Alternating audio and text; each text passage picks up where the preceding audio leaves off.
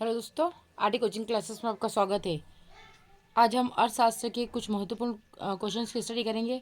तो लेक्चर के लास्ट तक बने रहे और आप नोट ना करें, आप सिर्फ इसको दो चार बार देख लें ताकि आपका रिवीजन हो जाए, क्योंकि अंतिम समय में आपका रिवीजन ही सबसे बड़ा समाधान है। तो हमारा फर्स्ट क्वेश्चन है, सूक्ष्म अर्थशास्त्र का अर्थ है। तो सूक्ष्म अर्थशास्त्र का विशिष्ट आर्थिक इकाइयों का अध्ययन कहलाता है। फिर सेकेंड है, उस केंद्रीय समस्या की पहचान कीजिए जो उत्पादित की जाने वाली वस्तुओं की मात्रा से संबंधित है। तो क्या होगा? तो ये होगा क्या उत्पादन किया जाए। समष्टि अर्थशास्त्र का संबंध है समष्टि सामूहिक मात्राओं से। निम्न में से किसे अर्थशास्त्र में सामाजिक हित एवं कल्याण को महत्व दिया जाता है? किसे दिया जाता है? तो समाजवादी अर्थव्यवस्था को। फिर नेक्स्ट क्वेश्चन है, प्रोफेसर सैमुअल्सन ने निम्न में से किस समस्या को अर्थव्यवस्था की बुनियादी समस्या माना है? तो इसका आंसर सारे ही है। तो किन वस्तुओं का कितनी मात्रा में उत्पादन किया जाए, पहला तो ये है। दूसरा, वस्तुओं का उत्पादन किस प्रकार किया जाए, सेकेंड वाला ये है। फिर थर्ड है, वस्तुओं का उत्पादन किन के लिए किया जाए। फिर अर्थव्यवस्था में क्षेत्र होते हैं। तो अर्थव्यवस्था में क्षेत्र कितने होते हैं? तो 3 होते हैं। नेक्स्ट, निम्न में से कौन सा अर्थशास्त्र का विभाग नहीं है? निम्न में से कौन सा अर्थशास्त्र का विभाग नहीं है? तो बजट नहीं है, बाकी उपभोग, वितरण और विनिमय ये अर्थशास्त्र के भाग होते हैं। सूक्ष्म या व्यष्टि अर्थशास्त्र का अध्ययन कहलाता है। तो विशिष्ट फर्मों का, क्योंकि सूक्ष्म या व्यष्टि यानी सूक्ष्म या व्यष्टि अर्थशास्त्र अध्ययन करता है तो विशिष्ट फर्मों का करता है। व्यष्टि अर्थशास्त्र निम्न में से किस पर ध्यान नहीं देता? तो जूट उद्योग पर ध्यान नहीं देता। बाकी बेरोजगार की समस्या, अर्थव्यवस्था में मुद्रा स्थिति और कुल मांग पर देता है। निम्न में से क्या एक सकारात्मक अर्थशास्त्र का उदाहरण है? तो आय के असमान वितरण में कमी। आय के एक असमान वितरण में कमी। अर्थशास्त्र जीवन के साधारण व्यवसाय में मानव जाति का अध्ययन। यह परिभाषा किनके द्वारा दी गई? तो यह परिभाषा मार्शल के द्वारा दी गई। सर्वप्रथम सूक्ष्म शब्द का प्रयोग किसने किया? रेगनर फ्रिश ने। व्यष्टि अर्थशास्त्र का दोष उपयुक्त सभी। तो संपूर्ण अर्थव्यवस्था का ज्ञान नहीं, समूह पर लागू नहीं और अवास्तविक मान्यताएं। फिर नेक्स्ट क्वेश्चन ये वाला, निम्न से कौन सी आर्थिक क्रिया नहीं है? तो हमें देखना कि आर्थिक क्रिया कौन कौन सी होती है, क्योंकि आर्थिक क्रिया नहीं है वो हम माइनस कर देंगे। तो शिक्षक द्वारा अध्यापन ये आर्थिक क्रिया है। दूसरा आता है इसमें अर्थ चिकित्सक द्वारा मरीज की चिकित्सा, ये भी अर्थशास्त्र है। और फिर आता है कृषक द्वारा कृषि कार्य, तो ये भी अर्थशास्त्र है, लेकिन कालाबाजारी अर्थशास्त्र नहीं है। फिर अर्थशास्त्र की प्रकृति है। तो अर्थशास्त्र की प्रकृति कैसी होती है? तो विज्ञान एवं कला दोनों। तो ये इससे पूछ सकते हैं कि अर्थशास्त्र क्या है? तो विज्ञान एवं कला दोनों है अर्थशास्त्र। क्लियर है? फिर जब कोई व्यक्ति अपनी आवश्यकताओं को संतुष्ट करने के लिए वस्तुएं खरीदता है तो वह कहलाता है उपभोक्ता। अब नेक्स्ट क्वेश्चन है, व्यष्टि अर्थशास्त्र से क्या आशय है? आपका क्वेश्चन है व्यष्टि अर्थशास्त्र से क्या आशय है? तो आपको हेडिंग डालना है व्यष्टि अर्थशास्त्र से आशय। व्यष्टि अर्थशास्त्र से आशय उस अर्थशास्त्र है जिसमें व्यक्तिगत इकाइयों का अध्ययन किया जाता है, जैसे व्यक्ति, परिवार, फर्म, उद्योग आदि का अध्ययन किया जाता है। अगर हम डेफिनेशन की बात करें तो हेंडरसन तथा क्वांट के अनुसार तो हेंडरसन तथा क्वांट के अनुसार व्यष्टि अर्थशास्त्र में व्यक्तियों एवं व्यक्तियों के सुपरिभाषित समूहों की आर्थिक क्रियाओं का अध्ययन किया जाता है। फिर आता है व्यष्टि अर्थशास्त्र का मुख्य यंत्र कीमत यंत्र है। समझाइए। तो व्यष्टि अर्थशास्त्री एक महत्वपूर्ण मान्यता है कि व्यष्टि अर्थशास्त्र की एक महत्वपूर्ण मान्यता है कि इसके अंतर्गत पूर्ण रोजगार की स्थिति को मान लिया जाता है। उस मान्यता के होने पर प्रमुख समस्या साधनों के बंटवारे की होती है, क्योंकि साधनों यहाँ पे क्यों लिखा ना, क्योंकि साधनों का बंटवारा कीमतों के आधार पर ही किया जाता है। इसलिए कीमत सिद्धांत का विश्लेषण व्यष्टि अर्थशास्त्र का मुख्य विषय बन जाता है। इसी कारण व्यष्टि अर्थशास्त्र मुख्य यंत्र कीमत यंत्र बन जाता है। नेक्स्ट क्वेश्चन की बात करते हैं हम।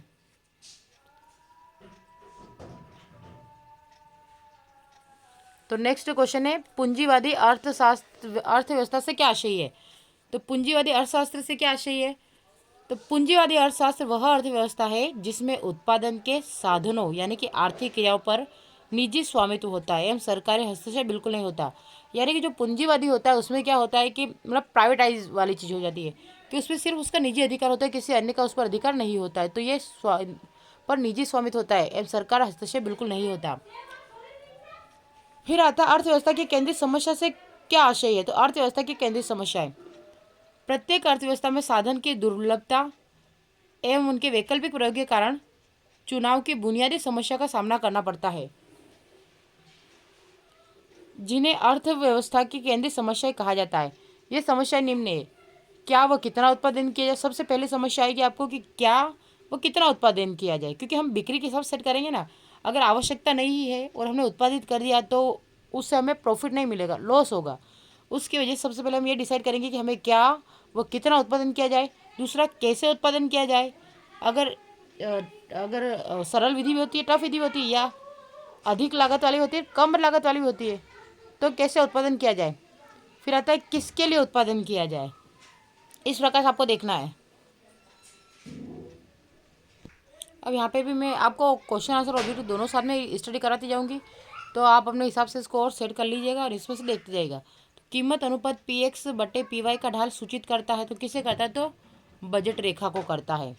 फिर उदासीनता वक्र का नीचे की ओर ढाल सूचित करता है, ऋणात्मक ढाल को सूचित करता है।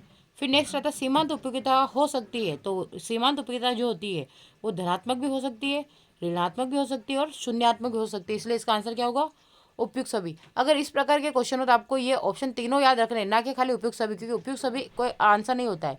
सीमांत उपयोगिता हो सकती है, धनात्मक भी हो सकती है, ऋणात्मक हो सकती है, शून्यात्मक भी हो सकती है। सीमांत उपयोगिता और कुल उपयोगिता के लिए निम्न में से कौन सा कथन सत्य नहीं है। तो अगर सत्य नहीं है की बात करें तो हमारा पहले हम सत्य देख लेते हैं, है ना। तो सत्य कौन सा नहीं है, तो ये वाला नहीं है, तो हमें इससे पढ़ना ही नहीं। हमें ये याद रखना है कि सीमांत उपयोगिता और कुल उपयोगिता के लिए कौन सा कथन सत्य है। तो पहला, जब सीमांत उपयोगिता शून्य होती है तब कुल उपयोगिता अधिकतम होती है, यानी कि सीमांत उपयोगिता शून्य होगी तब कुल उपयोगिता अधिकतम होगी। जब सीमांत उपयोगिता ऋणात्मक होती है तब कुल उपयोगिता घटने लगती है, और जब सीमांत उपयोगिता धनात्मक होती है तब कुल उपयोगिता बढ़ती है। फिर आता उपभोक्ता को अधिकतम संतुष्टि प्राप्त होती है तब सीमांत उपयोगिता होती है धनात्मक। क्लियर है यहाँ तक। फिर आता सीमांत उपयोगिता हास नियम आधार होता है। किसका होता है, तो मांग नियम का। किसका होता है, तो मांग नियम का। जब सीमांत उपयोगिता शून्य होती है तब कुल उपयोगिता घटने लगती है। फिर इसके बाद देखते हैं उपयोगिता को परोक्ष रूप से मापा जा सकता है, मुद्रा द्वारा। उपयोगिता को मुद्रा द्वारा ही नापा जा सकता है। फिर एक और आता है उदासीनता वक्र संक्षेपण द्वारा निम्न में से कौन सी स्थिति उपभोक्ता संतुलन की होती है। तो ये होती है MRS XY बराबर PX/PY। MRS XY ऐसे याद रखना, MRS XY PX/PY। क्लियर है। MRS XY PX/PY उदासीनता वक्र संक्षेपण द्वारा निम्न में से कौन सी स्थिति उपभोक्ता संतुलन की है। तो MRS XY PX/PY याद हो गया। ठीक है, मेरे साथ बोलो एक बार, MRS XY PX/PY। क्लियर है, ऐसे आपको याद हो जाएगा। फिर हम नेक्स्ट की बात करते हैं। यहाँ से एक उपभोक्ता संतुलन स्थिति में होगा यदि सीमांत उपयोगिता वस्तु के लिए समान हो वस्तु की कीमत के। उपभोक्ता संतुलन स्थिति में उस बिंदु पर होता है जब बजट लाइन रेखाएं उदासीन वक्र के लंबवत हो। फिर नेक्स्ट क्वेश्चन है उदासीनता वक्र सदैव होता है तो मूल बिंदु के उन्नतोदर, यानी कि उन्नतोदर है ना। फिर आता है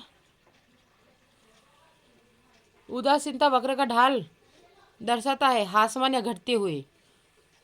फिर नेक्स्ट क्वेश्चन है उपयोगिता ह्रास आमतौर पर से संबंधित है तो संतुष्टि से। फिर आता है जब कुल उपयोगिता अधिकतम है तब सीमांत उपयोगिता शून्य होती है। जब कुल उपयोगिता अधिकतम है तब सीमांत उपयोगिता शून्य हो जाती है। एक उपभोक्ता संतुलन में है जब सीमांत उपयोगिता बराबर होती है। निम्न में से कौन सी वस्तु पूरक वस्तु है। तो इनमें से कोई नहीं, पूरक वस्तु कोई नहीं है, क्योंकि चाय कॉफी पूरक है, कोक तथा पेप्सी, चावल तथा गेहूं पूरक वस्तुएं हैं। फिर आता सामान्य वस्तु की मांग उपभोक्ता की आय बढ़ने पर बढ़ती है। सामान्य वस्तु की मांग उपभोक्ता की आय बढ़ने पर बढ़ती है। नेक्स्ट क्वेश्चन है उपयोगिता को परिभाषित कीजिए। तो उपयोगिता की परिभाषा, उपयोगिता एक वस्तु की आवश्यकता को संतुष्ट करने की योग्यता है प्रोफेसर हॉब्सन के अनुसार। यानी कि उपयोगिता एक वस्तु की आवश्यकता को संतुष्ट करने की योग्यता है। यानी कि अगर आपको आवश्यकता होगी, है ना, यानी कि आपको अगर आवश्यकता होगी तो आप उस चीज़ का उपयोग करेंगे। अगर आपको आवश्यक होगा ही नहीं तो आप उपयोग क्यों करेंगे। तो उपयोगिता एक वस्तु की आवश्यकता को संतुष्ट करने की योग्यता है, प्रोफेसर होप्सन के अनुसार। फिर उपभोक्ता का अर्थ बताए, तो ये भी देख लीजिएगा। उपभोक्ता उस व्यक्ति को कहते हैं जो विभिन्न वस्तुओं एवं सेवाओं या तो उपभोग करता है अथवा उसको उपयोग में लाता है। फिर नेक्स्ट क्वेश्चन है, उदासीनता वक्र नकारात्मक ढाल क्यों बनाते हैं? तो किसी एक उदासीनता वक्र पर स्थित उपभोक्ता जब किसी वस्तु की मात्रा में वृद्धि करता है तो सीमांत प्रतिस्थापन दर के नियम के कारण इसकी वस्तु को मात्रा में कमी करना अनिवार्य हो जाता है। इसी कारण उदासीनता वक्र नकारात्मक ढाल बनाते हैं।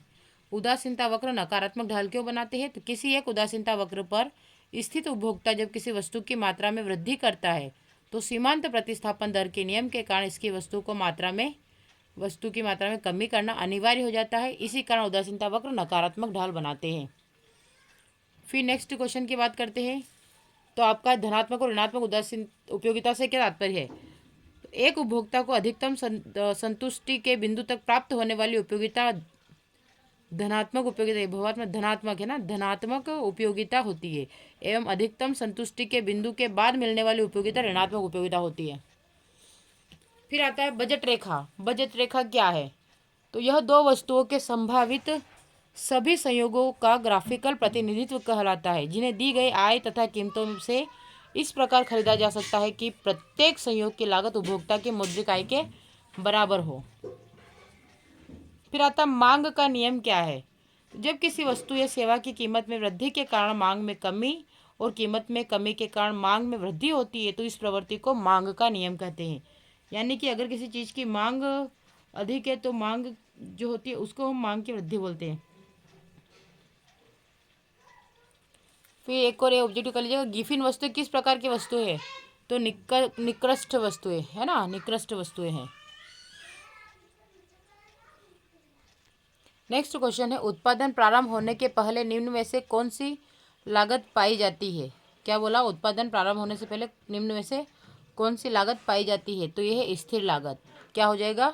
स्थिर लागत पाई जाती है। फिर नेक्स्ट है लाभ बराबर। तो लाभ बराबर क्या होता है?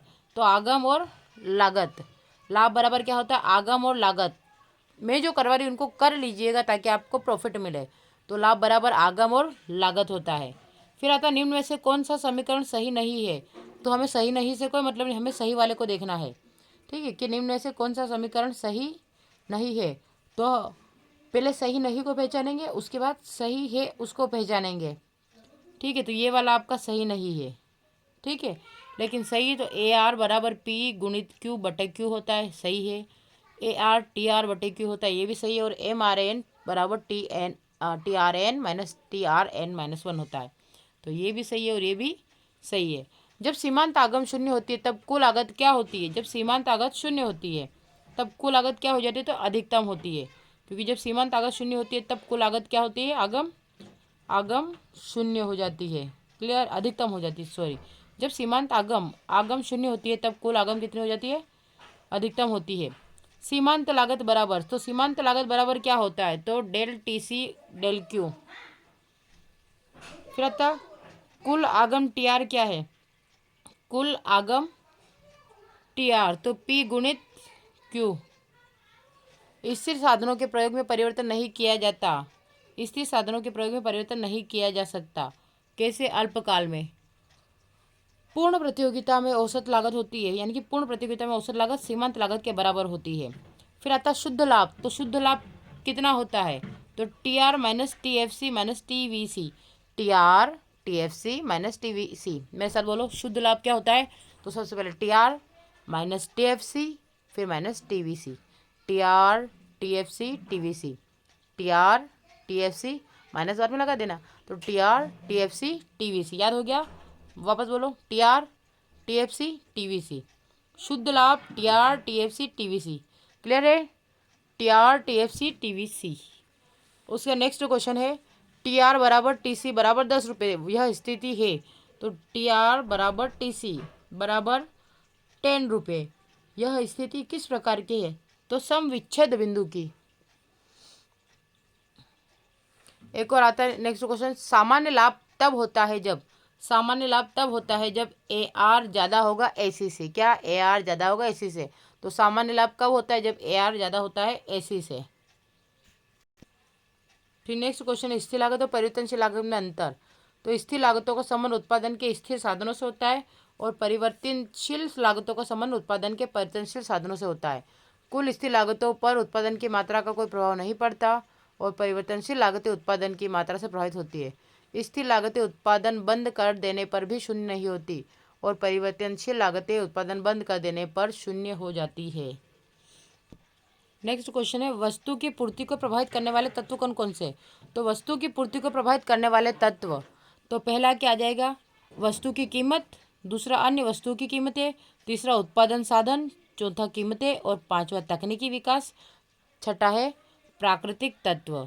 फिर आता है पूर्ति की लोच को प्रभावित करने वाले कारक कौन से। तो पूर्ति की लोच को प्रभावित करने का कारक पहला है वस्तु की कीमत, दूसरा समय तत्व, तीसरा उत्पादन साधनों की परिवर्तनशीलता और वस्तु की प्रकृति।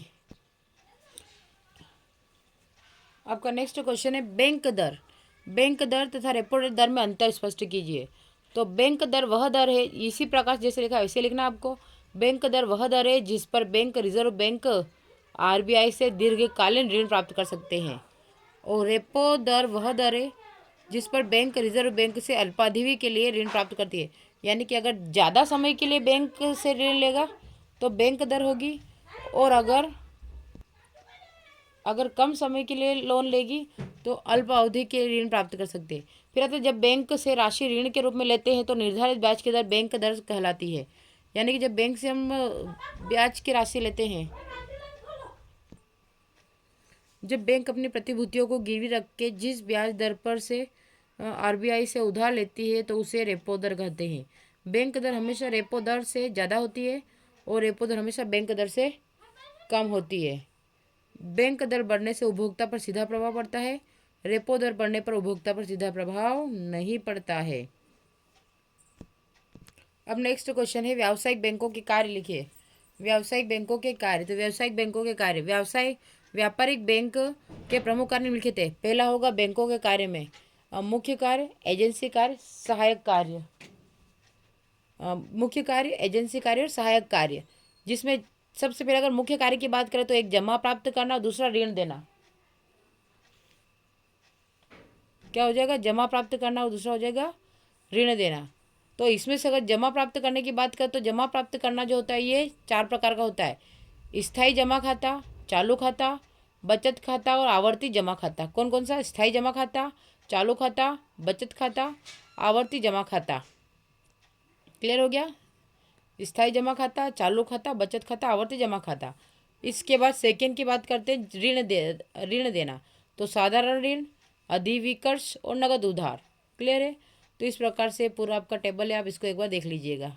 ठीक है, अब बात करते हैं नेक्स्ट क्वेश्चन। इसी में हम बात करते हैं जमा स्वीकारक। तो जमा स्वीकारक की बात करें तो बैंक का प्रमुख कार्य जनता से जमा स्वीकार करना है। बैंक जनता से ऐसा धन जमा करते हैं जिसकी उन्हें आवश्यकता नहीं होती या उनके पास अतिरिक्त होता है। बैंक ऐसे सभी ग्राहकों को धन जमा करने के लिए आकर्षित और प्रोत्साहित करते हैं। व्यावसायिक बैंक प्राय निम्नांकित बचत खातों में रकम जमा करने की सुविधा देते हैं। इसमें नेक्स्ट आएगा चालू खाता। इस खाते में जमाकर्ता अपनी इच्छानुसार जब चाहे धन जमा कर सकता है और जब चाहे निकाल सकता है, तो इसे चालू खाता कहते हैं। इस खाते में जमा रकम का प्रयोग बैंक निवेश कार्य के लिए नहीं कर सकता, यानी कि बैंक अपने निवेश कार्य के लिए इस पैसे का उपयोग नहीं कर सकता। इस पर ब्याज भी बिल्कुल कम या शून्य होता है। बचत खाते की बात करते हैं तो इसमें धन निकालने और जमा करने के बारे में नियम होते हैं और ग्राहक को बचत जमा करने और निकालने की सुविधा उतनी खुली नहीं जितनी चालू जमा खाते में होती है। इस खाते में ब्याज दर चालू खाते की अपेक्षा अधिक होती है। फिर आता है अवधि जमा खाता। इन खातों में धन एक निश्चित अवधि जैसे 3 माह, 1 वर्ष, 3 वर्ष के लिए जमा किया जाता है। इन खातों में ब्याज की दर अधिक हो जाती है। फिर आता है ऋण देना। बैंक का यह दूसरा मुख्य कार्य है। बैंक जो जमा स्वीकार करता है उसका अधिकांश धन ब्याज प्राप्त करने के लिए उधार दे दिया जाता है। बैंक द्वारा ऋण देने के निम्नलिखित ढंग है। ठीक है, अब इसमें बात करते हैं हम नगद साख। तो बैंक माल तथा साख पत्र गिरवी रखकर ऋण स्वीकार करता है। दूसरा प्रत्यक्ष ऋण। कभी कभी बैंक बिना गिरवी रखे भी ऋण स्वीकार करता है। ये ऋण व्यक्तिगत आधार पर ही दिए जाते हैं। फिर आता अधिविकर्ष। बैंक अपने खातेदारों की चालू खातों की जमा धनराशि की एक निश्चित सीमा तक धनराशि निकालने की सुविधा देता है। फिर आता 8वां बिलों का भुनाना। बैंक अपने ग्राहक के विनिमय पत्रों को निश्चित तिथि से पूर्व ही कुछ बट्टा लेकर यह सुविधा देता है। इस प्रकार ग्राहकों को अपने बिलों का भुगतान देय तिथि से पूर्व ही प्राप्त हो जाता है।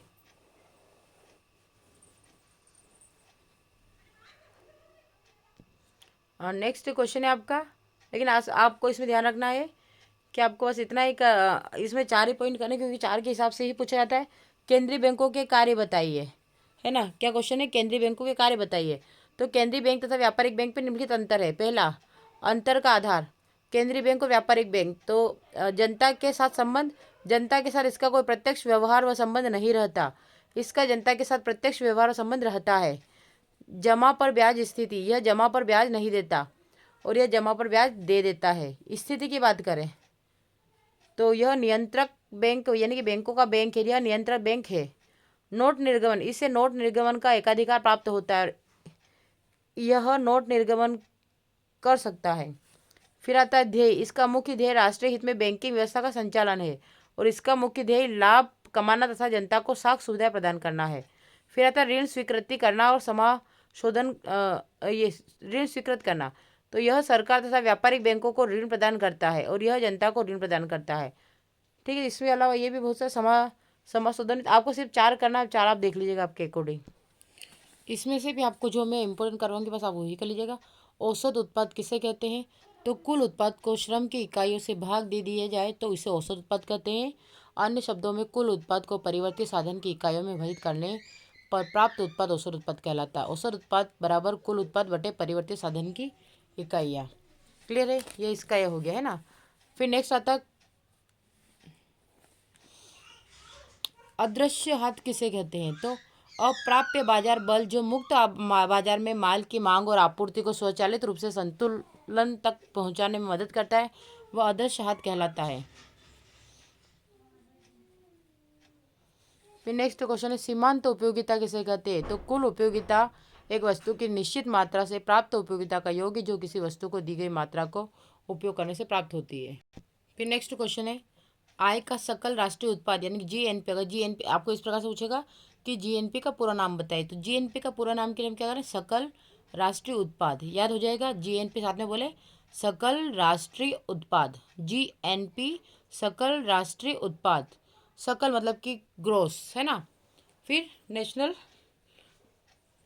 क्या आ जाएगा, प्रोडक्ट डेवलपमेंट, उत्पाद तो प्रोडक्ट आएगा, है ना। तो ग्रोस नेशनल प्रोडक्ट, तो आप तो इंग्लिश में ले लीजिएगा, सकल राष्ट्रीय उत्पाद ही बोलिएगा। जीएनपी क्या है, आज का सकल राष्ट्रीय उत्पाद एक वर्ष में चालू उत्पादन से अंतिम वस्तुओं और सेवाओं के प्रभाव का बाजार मूल्य पर कुल माप है, जिसमें विदेशों से प्राप्त शुद्ध आय शामिल होती है। फिर आता है मुद्रा, राष्ट्रीय आय के मापन की वे विधि, ये नहीं करना है। मुद्रा की मांग का अर्थ लिखिए, तो मुद्रा की मांग से अभिप्राय लोगों द्वारा मुद्रा को अपने पास तरल रूप में रखने की इच्छा से है।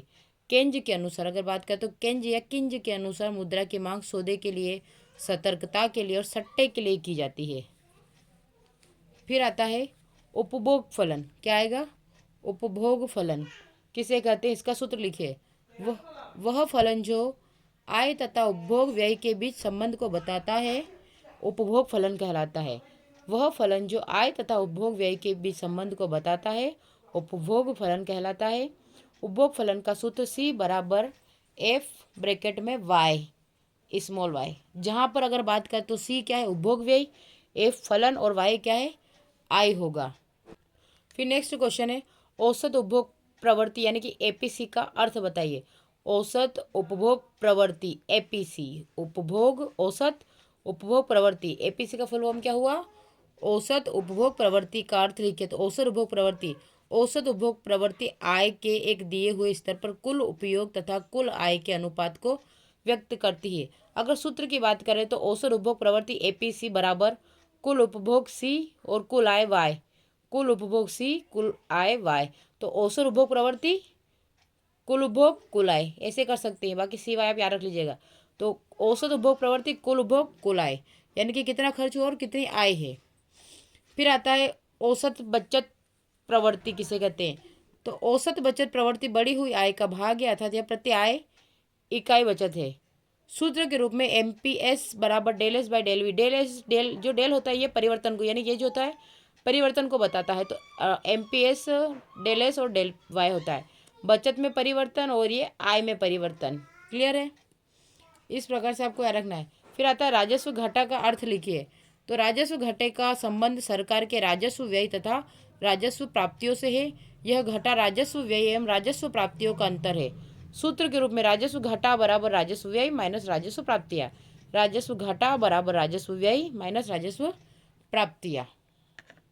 फिर नेक्स्ट क्वेश्चन है पूर्ण प्रतिस्पर्धी बाजार की 3 विशेषताएं। तो पूर्ण प्रतिस्पर्धी बाजार की 3 प्रमुख विशेषताएं निम्नलिखित है। अगर बात करें तो पहला क्या होगा आपका, पूर्ण प्रतिस्पर्धी बाजार की प्रमुख विशेषता, बाजार में बड़ी संख्या में क्रेता विक्रेता होते हैं। क्रेता मतलब लेने और देने वाला। दूसरा होता है प्रत्येक फर्म एक रूप वस्तु का उत्पादन एवं विक्रय करती है, अर्थात एक फर्म के उत्पादन तथा किसी अन्य फर्म के उत्पादन में भेद नहीं किया जा सकता। फिर तीसरा, फर्मों का बाजार में स्वतंत्र प्रवेश एवं बहिर्गमन होता है, यानी कि आने जाने की सुविधा उत्पन्न होती है आसान रूप से। फिर नेक्स्ट क्वेश्चन है लाभ अधिकमतीकरण किसे कहते हैं, यानी कि अधिकतमीकरण किसे कहते हैं। इसकी 3 शर्तें। तो लाभ अधिकमतीकरण की 3 शर्तें। पहला, इसकी बात करें लाभ अधिकतम होता है क्या, तो कुल संप्राप्ति तथा कुल लागत के बीच अधिकतम अंतर को लाभ अधिकतमीकरण कहते हैं, यानी कि संप्राप्ति तथा कुल लागत के बीच के अंतर को अधिकतमीकरण कहते हैं। शर्तें, तो लाभ अधिकतम होने के लिए Q0 पर 3 शर्तें होती है। पहली, कीमत यानी कि प्राइस सीमांत लागत MC। क्लियर है? कीमत P होगा बराबर सीमांत लागत हो जाएगी, तो कैपिटल M और कैपिटल C। फिर आता है Q0 पर सीमांत लागत M और C हासमान नहीं हो। फिर तीसरा था फर्म को उत्पादन करते रहने के लिए अल्पकाल में कीमत P औसत परिवर्तनीय लागत से अधिक हो, यानी कि P बड़ा हो ABC से, तथा दीर्घकाल की कीमत P औसत लागत AC से अधिक हो, इसलिए F क्या होगा, AC से अधिक होगा। फिर हम बात करते हैं स्थानापन्न यानी कि प्रतिस्थापन, यानी कि अगर किसी चीज़ की आवश्यकता, अगर उसकी आवश्यकता को पूर्ति अगर किसी अन्य प्रोडक्ट के द्वारा, उत्पाद के द्वारा की जाती है तो स्थानापन्न वस्तुएं कहलाती है। मान लीजिए आपको तो आप एक क्वेश्चन तो ये बनी, अब स्थानापन्न एवं पूरक वस्तु में अंतर की बात करें तो स्थानापन्न या प्रतिस्थापन वस्तु और पूरक वस्तु है। स्थानापन्न की बात करें तो स्थानापन्न प्रतिस्थापन वस्तुएं वे वस्तुएं होती है जिनका एक दूसरे के स्थान पर प्रयोग किया जा सकता है, यानी कि उसके स्थान पर उसका प्रयोग कर सकते हैं। पूरक वस्तुएं वे होती है जिनका प्रयोग एक साथ होता है। फिर यदि किसी वस्तु की कीमत बढ़ जाती है तो उसकी प्रतिस्थापन वस्तु की मांग बढ़ जाती है। ठीक है, यानी कि कीमत बढ़ी तो उसकी प्रतिस्थापन वस्तु की मांग भी बढ़ जाती है, और इनमें से एक वस्तु की कीमत के बढ़ने पर पूरक वस्तु की मांग घट जाती है। यदि किसी वस्तु की कीमत घट जाती है तो उसकी प्रतिस्थापन वस्तु की मांग भी घट जाती है, और इनमें से एक वस्तु की कीमत घटने पर पूरक वस्तु की मांग बढ़ जाती है। ये क्लियर हो गया आपका? ठीक है, अब हम बात करते हैं नेक्स्ट क्वेश्चन की। अब यहाँ पे हम टेबल की स्टडी करेंगे, तो आप टेबल को ध्यान से देखिए, ये इस टाइप के क्वेश्चन बनते हैं और हम स्पेशली कर नहीं पाते हैं। तो निम्न तालिका में श्रम का कुल उत्पादन दिया गया है, श्रम का औसत उत्पाद तथा सीमांत उत्पाद ज्ञात कीजिए। अब क्लियर है, आपको दिया है श्रम की इकाई। अब क्वेश्चन को छोड़ दिए, बस यहीं से टेबल को देख लीजिएगा, दोनों टेबल को देखिएगा, ध्यान से समझिएगा। तो श्रम की इकाई यानी कि लेबर की संख्या दी गई है, और कुल उत्पाद यानी कि टोटल प्रोडक्ट दिया गया आपको। तो एल कितना है, 0 1 2 3 4 5, ये क्वेश्चन में दिया है। फिर इधर दिया है कुल उत्पाद 0 15 35 50 45 48। क्लियर है? क्योंकि अगर हम यहाँ से देखते तो बराबर, लेकिन डिस्टेंस अलग अलग आ रही है। यहाँ तक क्लियर हो गया। अब हम श्रम की बात करते हैं, यानी कि हमारे पास श्रम की इकाई कितनी, ये वाली दे रखी है, तो हम इसे लिखेंगे श्रम लिखेंगे, मतलब टेबल बनाने का तरीका बता रही हूँ। सबसे पहले श्रम यानी कि एल लिखेंगे, फिर कुल उत्पाद जो इसने लिखा है TLP लिखेंगे, उसके बाद औसत उत्पाद तो फॉर्मूला लगाएंगे AP बराबर TPL अपॉन L, और सीमांत उत्पाद MP बराबर TPL माइनस TPL माइनस 1 हो जाएगा। ये सारे है, और ये दोनों तो स्पेशली फॉर्मूले औसत उत्पाद का और सीमांत उत्पाद का। यहाँ तक क्लियर हो गया। अब ये वाला हमने क्वेश्चन से सेम टू सेम छाप लिया, ये 0 1 2 3 4 5, तो 0 1 2 3 4 5। फिर आता है 0 15 35 50 40 और 48, तो 0 15 35 50 40 और 48। क्लियर है? हमने यहाँ पे इंग्लिश बोल दिया, यहाँ पे हिंदी में क्लियर यहाँ तक। अब औसत उत्पाद की बात करते हैं, तो उत्पाद को देखने के लिए हम यहाँ से किस किस को लेंगे उसके अकॉर्डिंग हम बात करेंगे। यहाँ पे बोला है TPL, तो TPL मान लो आपका 15 है, कितना है आपका TPL 15 है, और उसने बोला L से उसको भाग देना है, तो अगर 15 को आप 1 से भाग देंगे तो आपका ऑटोमेटिक आंसर क्या आ जाएगा, 1 ही आएगा। आता है ना इतना तो आपको। मान लीजिए आप, ये आपको दिया यहाँ पे, इसने क्या बोला है, फॉर्मूला है आपका ये वाला, फॉर्मूला क्या है आपका, ध्यान से देखिएगा।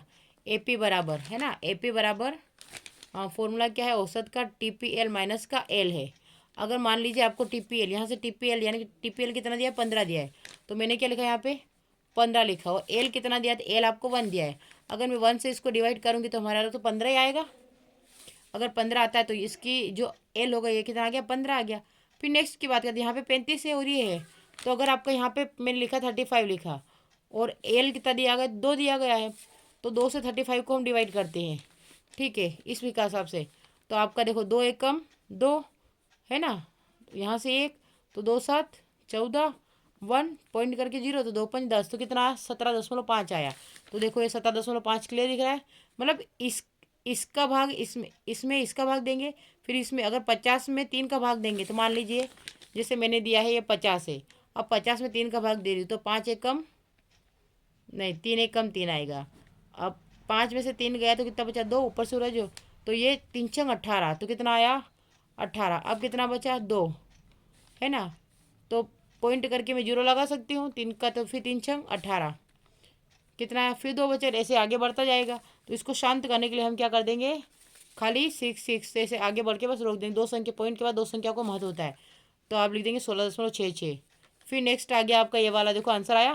फिर अगर 40 4 की टेबल कितनी बार आता है, 10 बार आता है, और अगर 48 5 से करेंगे, तो मान लीजिए मैंने लिखा 48, ये मैंने लिखा 48 और 48 को 5 से भाग देंगे, तो 5 नाम क्या होता है 45, 3 आया पॉइंट करके 0, तो 5 अंक 30, तो देखो 9.6 आया। तो आपका ये कितना आ जाएगा 9.6 आ जाएगा। यहाँ तक क्लियर हो गया। अब हम बात करते हैं इसकी कि इसमें इसमें कितना डिस्टेंस है मान लीजिए। तो अगर इसके अकॉर्डिंग हम बात करें, तो हम सबसे पहले यहाँ पे क्या बोला है, MP बोला है, TPL बोला है, तो TPL कितना आपका जैसे 0 है और माइनस TPL -1 है, तो यहाँ से हम क्या करेंगे माइनस करेंगे। तो MP दे रखा है और TPL माइनस भी दे रखा है। अब यहाँ से हम कॉमन निकालेंगे। हमारा TPL दे रखा है, तो TPL कितना यहाँ पे, TPL कितना आपका 0 है, और TPL -L है, TPL है, उसमें से -1 करना है। तो आपका यहाँ पे देखो सारे उसी के हिसाब से सेट होते जाएंगे। यहाँ पे TPL कितना है आपका 0 है, तो 0 में से आपने इस प्रकार से फॉर्मूला लगाया, तो आपका क्या आ जाएगा, 0 में से 0 ही आएगा, कुछ नहीं बचा ना। अगर इधर करते हैं कि 15 में से आपका ये फिर क्या जाएगा, TPL है, TPL L कितना है आपका यहाँ पे, TPL 15 है, और माइनस TPL फिर कितना 15, 15 में से 1 गया, तो यहाँ से देखो माइनस करेंगे कितना आया, ये आएगा। उसके बाद करते हैं हमारा, इसको सोल्व करके कोशिश करते हैं। तो इसमें फिर अगर आप मान लो 35 है, 35 में से 15 गया, कितना आया आपका, 35 में से जब 15 जाता है तो कितना आता है आपका, तो माइनस कर लेते हैं ना। ये आपको दे रखा है 35, इसमें से 5 करो तो 5 जीरो कितना बचा 2, तुम्हारा आंसर क्या आ रहा है 20 आ रहा है। फिर आता है आपका नेक्स्ट, तो मान लीजिए 50 है, 50 में से 35 गया तो कितना बचता है, तो 5 40 और 5 10 15, तो 15 बचा। फिर 40 में से 50 गया, अब 40 में से 50 जाता ही नहीं है, लेकिन अगर बड़ी संख्या में से गया, मान लो मैंने 40 में से 50 को माइनस किया, तो ये 0 और यहाँ पे 40, तो ये माइनस का 10 हो गया, क्योंकि इसके पास तो 10 ज़्यादा है, जिससे माइनस का उसका 10 ज़्यादा है, उसका 10 कम है, तो माइनस का 10 होगा। तो यहाँ पे क्या हो जाएगा माइनस का 10। वैसे अगर हम बात करते हैं इसमें से, तो 48 अगर 40 में से है ना, अगर 40 में से 48 गया, तो 40 में से 48 गया तो माइनस का 8 बचता है। कितना बचता है, माइनस का 8 बचेगा। आई होप आपको अच्छे से क्लियर सवाल अच्छे से हो गया होगा। अब नेक्स्ट सवाल की बात करते हैं। निम्नलिखित तालिका श्रम के सीमांत उत्पाद अनुसूची को प्रदर्शित करती है, तदनुसार श्रम के कुल उत्पाद तथा औसत उत्पाद अनुसूची बनाइए। तो इसके लिए भी आपको इस प्रकार से दिया गया है। मान लीजिए आपको इस लेबर दे रखा है और सीमांत उत्पाद MLP दे रखा है, तो आपको 1 2 3 यानी कि 1 से लेकर 6 तक गिनती दे गए, और सीमांत उत्पाद दे रखा है 3 5 7 5, मतलब कुछ उलट पुलट संख्या ऐसे देखिए सीमांत उत्पाद कितना होता है। अब इस टेबल को बनाते कैसे आप यहाँ पे सीख लीजिएगा। मैं डायरेक्टली प्लस माइनस करके बता देती हूँ ताकि स्पष्टली हो जाए, ताकि आपको भी थोड़ा सा क्लियर हो जाए ना। यहाँ से मान लीजिए आपका लेबर दे रखा, हमने क्वेश्चन देखा 1 2 3 4 5 6 था, तो ये हमने यहाँ से लिख लिया है। और उसके बाद आपका सीमांत उत्पाद भी ये दे रखो 3 5 7 करके, तो ये देखो आपका सीमांत उत्पाद भी दे रखा आपको ये 3 5 7 5 3 1, ये क्लियर है। ये क्वेश्चन से हमने सेट कर लिया है। अब हम बनाते हैं क्वेश्चन का आंसर। तो कुल उत्पाद की बात करें तो TPL दे रखा है, तो TPL बराबर है, अब TPL निकालना है, तो MP L -1, तो MP कितना आपका 3 है मान लीजिए, और प्लस MPL है, तो जब यहाँ पे आप देखिए, यहाँ पे MPL-1 और प्लस MPL दे रखा है, तो MPL-1 और L कितना दे रखा है, तो ये डायरेक्टली कितना आ जाएगा, 3 आएगा। फिर हम बात करते हैं, यहाँ से फिर बात करते हैं, तो आपका देखो यहाँ पे 3 है, क्योंकि 3 क्लियर है, यहाँ से -1 करेंगे है ना, क्लियर है। तो ये आपको इस रकम से, अब यहाँ से आपका दे रखा है, क्योंकि यहाँ पे 3 और एक कितना हुआ, 4 हुआ इस टाइप से। अब यहाँ से हम बात करें 3, तो यहाँ पे कुछ नहीं, इसलिए डायरेक्ट 3 ही लिख देंगे। फिर आता है 3 और 5 कितना होता है, 8 होता है। यहाँ से 8 आया आपका, तो 8 और ये 7 कितना हुआ, 15 हुआ। ये 15 और ये 5 कितना हुआ, 20 हुआ। ये 20 और ये 3 कितना हुआ, 23 हुआ। और ये 23 और 1 कितना हुआ, 24 हुआ। यहाँ तक क्लियर हो गया, यानी कि ये टेबल कैसे बनी आपको अच्छे से आ गया, ठीक है। अब बात करते हैं APL, यानी कि हमें डिवाइड करना है। एल हमारा क्या है, 1 है, और TPL हमारा कितना आया, 3 आया। तो 3 को अगर 1 से डिवाइड किया तो 3 एकम 3। फिर अगर हमने 8 को 2 से डिवाइड किया तो 2 कितना आया, इससे गया 4 बार। फिर हम बात करें इस 15 को इस 3 से डिवाइड, क्योंकि उसने बोला ना TPL L को डिवाइड L से, तो L 3 है। तो 15 को 3 से, तो 3 पंज 15, तो 3 की टेबल में 15 5 बार में। फिर 4 की टेबल में 20 5 बार में। फिर 5 23 में पॉइंट में आएगा, क्योंकि 5 चौक 20, तो 4 20 है, 3 बचा। तो फिर वापस आगे से करके हमारा कितना आएगा, 5 छंग 30, पॉइंट करके 0 लगाएंगे तो। और फिर इधर आता है तो 6 चौक 24, क्लियर है। तो ये आपका टेबल बन गई, इसमें कोई डाउट नहीं होगा मेरे हिसाब से। अब हम बात करते हैं आगे। नेक्स्ट क्वेश्चन है, बजट की कोई 4 विशेषताएं। तो बजट की प्रमुख 4 विशेषता, बजट का आधार रोकड़ राशि, बजट को बही खाते के आधार पर तैयार न करके नकदी के आधार पर बनाया जाता है। दूसरे शब्दों में, बजट के समस्त आय व्यय रोकड़ राशि में होते हैं, उससे सरकार की वास्तविक स्थिति का पता चल जाता है। दूसरा, सकल राशि, तो बजट में आय व्यय की सकल राशि दिखाई जाती है। दूसरे शब्दों में, आय प्राप्त करने वाले व्यय को आय में से घटाकर नहीं दिखाया जाता। कुल आय और तथा कुल व्यय को दूसरी ओर दिखाया जाता है। इससे बजट बनाने तथा उसे क्रियान्वित करने में समन्वय बना रहता है। फिर आता समस्त क्रियाओं का एक बजट, सरकार की संपूर्ण आर्थिक क्रियाओं के लिए एक ही बजट बनाया जाना चाहिए। इससे देश की वास्तविक आर्थिक दशा का सही अनुमान लगाना संभव हो जाता है। फिर नेक्स्ट क्वेश्चन है, सरकारी बजट में पूंजीगत प्राप्तियों और राजस्व प्राप्तियों के बीच अंतर। ठीक है, सरकारी बजट है ना, तो ये आप इस प्रकार से देख सकते हैं। तो आप लिखेंगे सरकारी बजट में, यानी कि आंसर के लिए हम सबसे पहले इसलिए लिखेंगे सरकारी बजट में पूंजीगत प्राप्तियों और राजस्व प्राप्तियों में अंतर।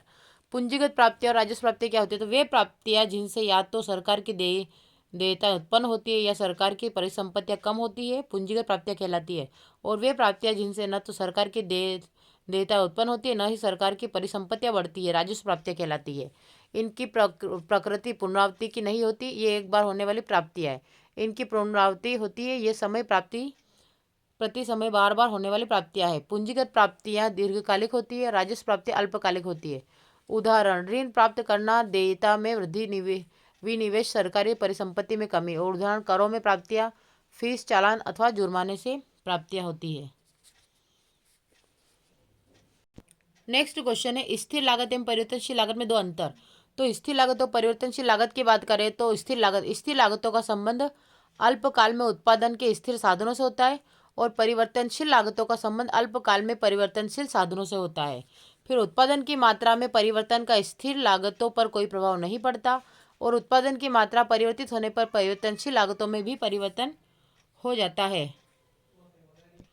फिर नेक्स्ट क्वेश्चन है, शुद्ध घरेलू उत्पाद। NDP से आप क्या समझते हैं, घरेलू उत्पाद का सूत्र लिखिए। तो एक राष्ट्र में एक वर्ष की अवधि में राष्ट्र के अपने ही साधनों द्वारा उत्पादित की गई वस्तुओं और सेवाओं के कुल मौद्रिक मूल्य में से यदि घिसावट व्यय या प्रतिस्थापन व्यय को घटा दिया जाए तो शेष बचता है, उसे शुद्ध घरेलू उत्पाद कहते हैं। जो शेष बचेगा उसे ही घरेलू उत्पाद कहते हैं। शुद्ध घरेलू उत्पाद की बात करें तो NDP, सकल घरेलू उत्पाद GDP, और मूल्यह्रास यानी कि डिप्रेशिएशन, क्या हो जाएगा, डिप्रेशिएशन। क्लियर है। उसके बाद बात करते हैं शुद्ध राष्ट्रीय उत्पाद यानी कि NNP किसे कहते हैं। तो यदि बाजार मूल्य पर सकल राष्ट्रीय उत्पाद में से स्थिर पूंजी के उपभोग को घटा दिया जाए तो शेष बचेगा, उसे बाजार मूल्य, यानी कि जो शेष बचेगा उसे ही बाजार मूल्य पर शुद्ध राष्ट्रीय उत्पाद कहेंगे, क्योंकि उत्पाद की गणना चालू कीमतों के आधार पर की जाती है। यहाँ पे आपको सूत्र भी दे रखा है। सूत्र के रूप में, बाजार मूल्य पर शुद्ध राष्ट्रीय उत्पाद बराबर बाजार मूल्य पर सकल राष्ट्रीय उत्पाद माइनस मूल्यह्रास। NNP MP बराबर GNP MP, तो क्या होगा, डिप्रिशिएशन होगा।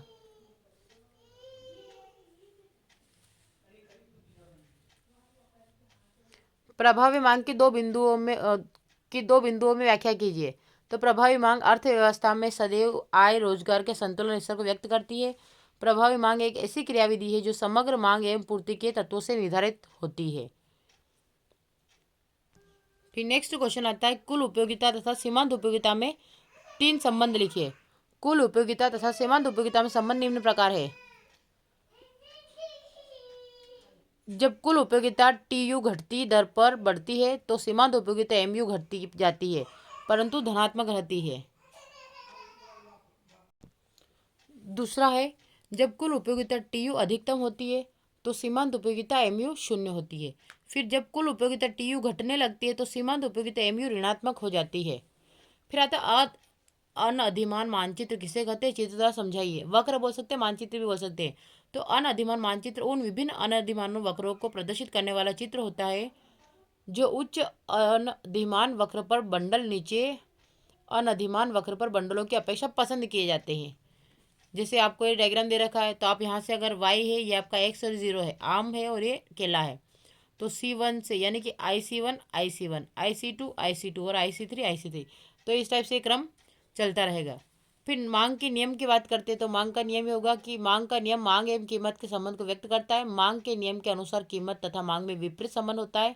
कीमत के बढ़ने पर मांग कम तथा कीमत कम होने पर मांग बढ़ती है। ये आपको दे रखा है, इसका भी ग्राफ दे रखा है, तो इसको भी देख लीजिएगा। ठीक है, ये इस प्रकार से ना, ये वाला आपको ग्राफ दे रखा है। ये वाला क्वेश्चन दिया गया है, मान लीजिए एक फर्म का उत्पादन फलन Q बराबर ml की घात 1/2 और K 1/2 है ना, यानी कि एक 1/2 में हाफ का मतलब होता है 1/2 यानी कि 1/2 निकाले। अधिकतम संभव निर्गत किसका उत्पाद फर्म कर सकती है, 100 इकाइयाँ L तथा 100 इकाइयाँ K पूंजी द्वारा। तो दिया है L बराबर कितना है 100 और K बराबर क्या है 100, तो Q बराबर 5L 1/2 K और 1/2 में मान रखने पर Q 5 कितना होगा 100 1/2, क्योंकि यहाँ पे देखो L की वैल्यू क्या है 100 और K की वैल्यू क्या है 100, तो हमने L की जगह 100 रख दिया और K की जगह भी 100 रख दिया। बाकी इसकी घात थी 1/2 और इसकी घात भी 1/2, तो दोनों की घात सेम है। अब हम जब भी बोलते हैं कि आधा समान तो घातें जुड़ जाती है, तो हमने इसको हम सेट करते हैं। मान लीजिए यहाँ से मैं डायरेक्ट बता देती हूँ ना, ये यहाँ पे हुआ क्या है, यहीं पे बता देती हूँ। ठीक है, मान लीजिए ये आप जैसे यहाँ पे 5 था, ये 5 है, लेकिन यहाँ पे अगर इसको 10 माना, क्योंकि ये वर स्क्वायर है, तो हमने इसका 10 का स्क्वायर कितना 100 होता है, और यहाँ पे आपका 1/2 है। वैसे यहाँ पे फिर अगर 10 की बात करें तो ये भी 10 है, ये भी 1/2 है, तो इस 2 से ये 2 गया, इस 2 से ये 2 गया, तो आपका क्या बचा 5 10 गुणित 10। ठीक है, समझ में आ गया ना। तो ये इस प्रकार से आपका बना है, तो नीचे नीचे वाला ये से कैंसिल हो गया। तो अब यहाँ से क्या बचा आपका, यहाँ से ये दोनों का जब गुणा होगा तो आपका 100 बनेगा, और 100 का जब 5 में गुणा होगा तो 500। तो आपका आंसर क्या आएगा, 500 इकाइयाँ संभावित निर्गत।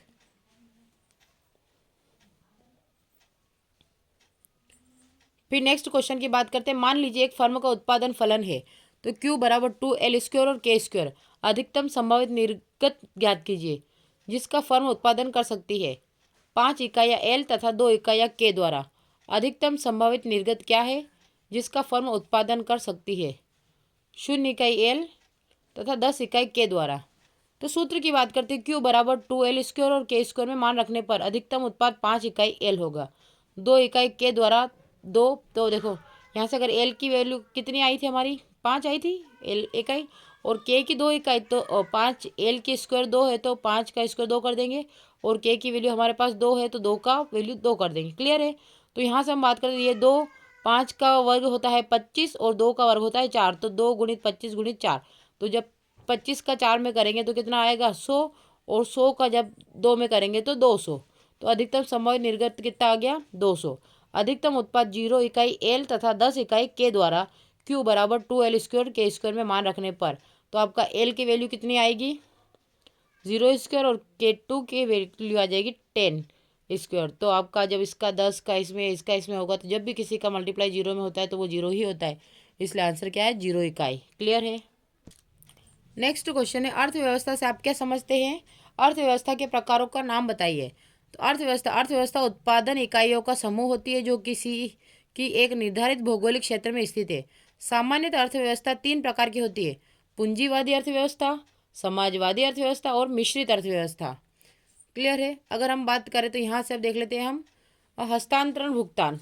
हस्तांतरण भुगतान क्या होता है? हस्तांतरण भुगतान वे एक तरफा भुगतान है जिनके बदले में अर्थव्यवस्था में कोई मूल्य वृद्धि नहीं होती, जैसे उपहार, दान, पेंशन आदि।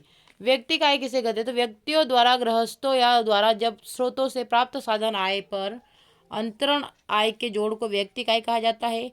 इसमें अर्जित आय तथा अंतरण आय दोनों शामिल किए जाते हैं। व्यक्ति आय से गृहस्थों की संभावित क्रय शक्ति का अनुमान लगाया जाता है। तो व्यक्ति आय बराबर उपयोग प्लस बचत प्लस व्यक्तिगत प्रत्यक्ष कर। अब यहाँ पे हम बात करते हैं सीमांत बचत प्रवृत्ति, एमपीएस का अर्थ। सीमांत बचत प्रवृत्ति याद है ना, एमपीएस मतलब सीमांत बचत प्रवृत्ति। तो आय में परिवर्तन के कारण बचत में परिवर्तन के अनुपात को सीमांत बचत प्रवृत्ति कहते हैं। यह उस बढ़ी हुई आय का वह भाग या अनुपात जो बढ़ी हुई आय से बचाई गई यह आय में प्रति इकाई परिवर्तन के फलस्वरूप बचत में परिवर्तन होती है। फिर नेक्स्ट आता है सीमांत उपभोग प्रवृत्ति किस प्रकार सीमांत बचत प्रवृत्ति से संबंधित है। तो सीमांत उपभोग प्रवृत्ति और सीमांत बचत प्रवृत्ति का योग एक इकाई के बराबर होता है।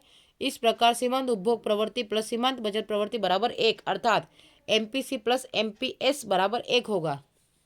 फिर आता न्यून मांग किसे कहते हैं? तो जब पूर्ण रोजगार स्तर पर कुल मांग कुल पूर्ति से कम होती है, अर्थात जब पूर्ण रोजगार स्तर बनाए रखने के लिए जितना व्यय आवश्यक है उतना नहीं होता है तो इसे न्यून या अभावी मांग की स्थिति कहते हैं। फिर आता बजट रेखा क्या है? तो बजट रेखा प्रवणता नीचे की ओर क्यों होती है समझाए। तो बजट रेखा या लाइन एक ऐसी रेखा है जो उन समूहों का प्रतिनिधित्व करती है जिनकी लागत उपभोक्ताओं की सारी लागत के बराबर है।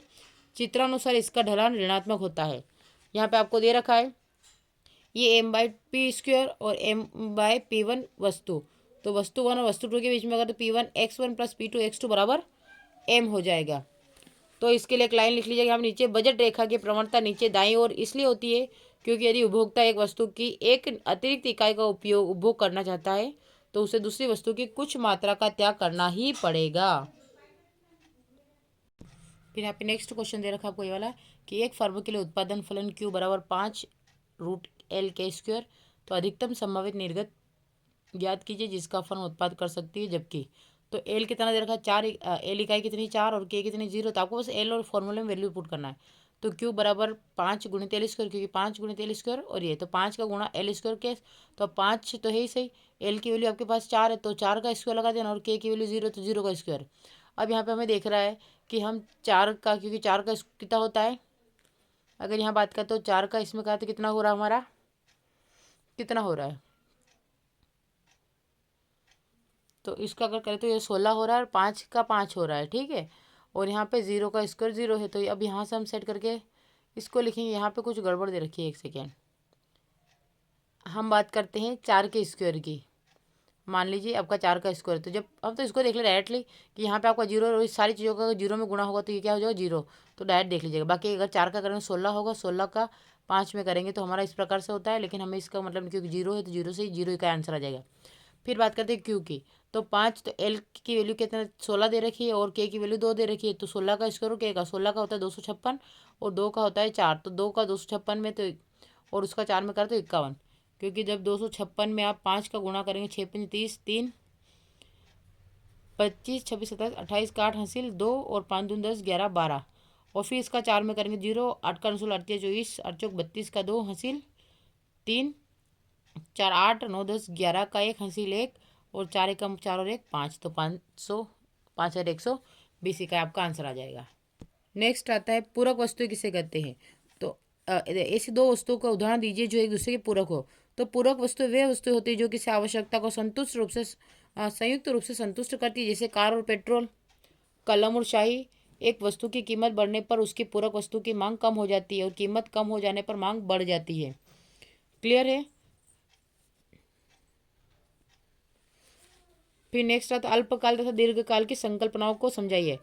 तो अल्पकाल, अल्पकाल में कम से कम एक कारक श्रम अथवा पूंजी में परिवर्तन नहीं किया जा सकता, अतः वह स्थिर कर रहता है। निर्गत स्तर में परिवर्तन लाने के लिए एक फर्म केवल दूसरे कारक में ही परिवर्तन कर सकती है, जो कारक स्थिर कारक कहलाता है, जबकि दूसरा कारक जिसमें फर्म परिवर्तन कर सकती है परिवर्तित कारक कहलाता है। अगर दीर्घ कारक की बात करें तो दीर्घ काल में उत्पादन के सभी कारकों में परिवर्तन लाया जा सकता है। एक फर्म निर्गत के विभिन्न स्तरों का उत्पादन करने के लिए दीर्घ काल में दोनों कारकों में साथ साथ परिवर्तन ला सकता है। अतः दीर्घ काल में कोई भी स्थिर कारक नहीं होता। फिर नेक्स्ट क्वेश्चन है आपका, व्यावसायिक बैंकों के कोई 3 कार्यों का वर्णन। तो जमा राशियों को प्राप्त करना, यानी कि व्यावसायिक बैंक जनता से जमा राशि स्वीकार करते हैं और इन जमा राशियों पर ब्याज देते हैं। बैंक 3 प्रकार से जमा धन प्राप्त करते हैं, निश्चितकालीन खाता, चालू खाता, बचत खाता। फिर आता ऋण प्रदान करना। ये बैंक अपने अतिरिक्त धन को व्यावसायिक या उत्पादकों को मुख्यतः 5 प्रकार से उधार देते हैं, अधिविकर्ष द्वारा, नगद साख द्वारा या प्रत्यक्ष ऋण द्वारा, अल्प सूचना पर देय ऋण द्वारा, व्यापारिक बिलों की कटौती या क्रय द्वारा। फिर आता है विदेशी मुद्रा का क्रय विक्रय।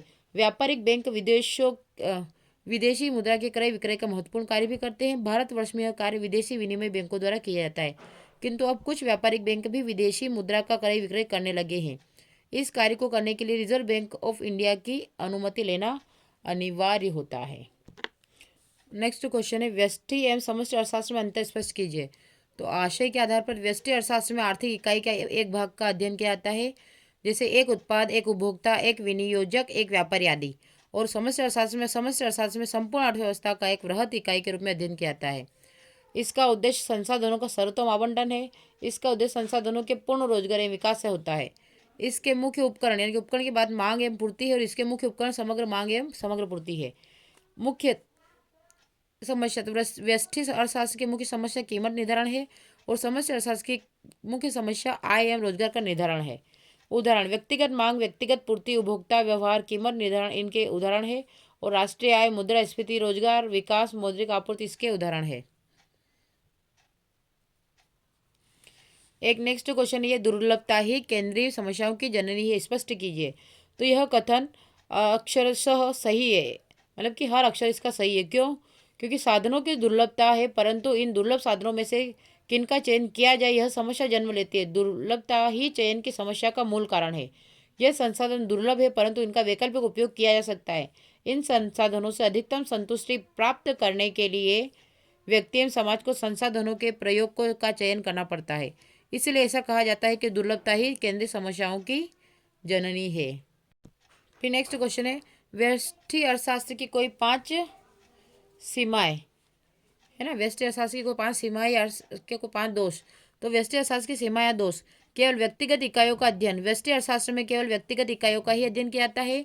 इस विश्लेषण में राष्ट्रीय आय, विश्वव्यापी अर्थव्यवस्था का ही सही ज्ञान प्राप्त नहीं हो पाता। अवास्तविक मान्यताएं, व्यष्टि अर्थशास्त्र अवास्तविक मान्यताओं जैसे पूर्ण रोजगार, पूर्ण प्रतियोगिता व दीर्घकाल पर आधारित है, इसलिए काल्पनिक भी कहा जा सकता है। व्यष्टि निष्कर्ष तथा समग्र अर्थव्यवस्था के लिए अनुपयुक्त। तो व्यष्टि अर्थशास्त्र व्यक्तिगत इकाइयों के अध्ययन के आधार पर निर्णय लेता है, लेकिन व्यवहार में कुछ धारणा ऐसी होती है जिन्हें समूहों पर लागू करने से गलत निष्कर्ष निकलता है। संकुचित अध्ययन, कुछ आर्थिक समस्या ऐसी होती है जिनका अध्ययन व्यष्टि अर्थशास्त्र में नहीं हो सकता, जैसे मौद्रिक नीति, राष्ट्रीय आय, रोजगार, राजकीय नीति, विदेश नीति विनिमय आदि। अव्यावहारिक, व्यष्टि अर्थशास्त्र के अधिकांश नियम एवं सिद्धांत पूर्ण रोजगार की मान्यता पर आधारित है, लेकिन जब पूर्ण रोजगार की मान्यता ही अव्यावहारिक है तो इस पर बने समस्त नियम एवं सिद्धांत भी अव्यावहारिक ही कहे जाएंगे। अब बात करते हैं बाजार अर्थशास्त्र किसे कहते हैं।